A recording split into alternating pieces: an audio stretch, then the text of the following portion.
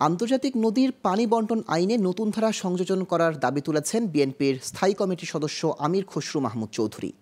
শুক্রবার ঢাকা বিশ্ববিদ্যালয়ে এক আলোচনা সভায় এমন দাবি জানান তিনি।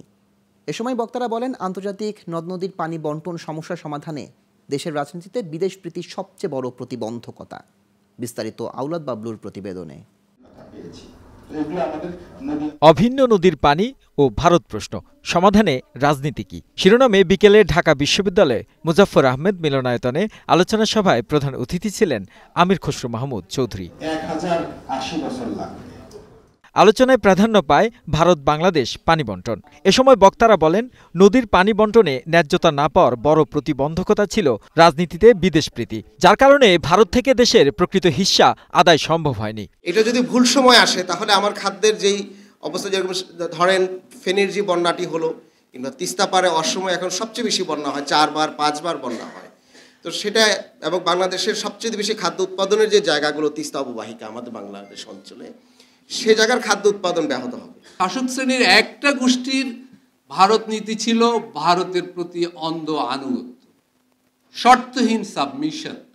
এর বিনিময়ে এখানে যে কোনোভাবে ক্ষমতা থাকা, দুর্নীতি, সন্ত্রাস, নির্বাচনী ব্যবস্থা ধ্বংস করে যে কোনোভাবে ক্ষমতা থাকার গ্যারান্টি দিল্লি শাসকদের থেকে তারা পেতে চেয়েছেন, পেয়েছেন।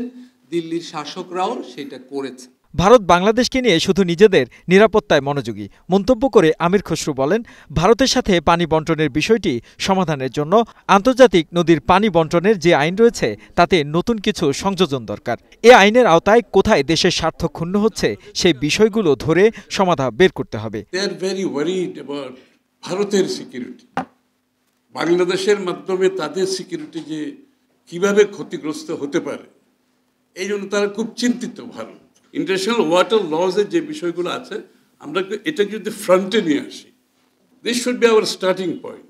এবং এইখান থেকে আমাদের ভারত কোথায় কোথায় ডিভিয়েশন হচ্ছে, কোথায় কোথায় ভারতের সাথে আমাদের ডিফারেন্স হচ্ছে ইন্টারন্যাশনাল ওয়াটার লতে, কোথায় কোথায় কনফ্লিক্ট হচ্ছে, উই শুড ক্লিয়ারলি আইডেন্টিফাই। এবং এখানে ইনস্টিটিউশনাল ইস্যু আছে, এখানে ম্যানেজমেন্ট ইস্যু আছে। পাশের দেশসহ সব অংশীজনকে নিয়ে নতুন সমাধান বের করার কথাও জানান তিনি। আওলাদ বাবলু, গ্লোবাল টেলিভিশন, ঢাকা।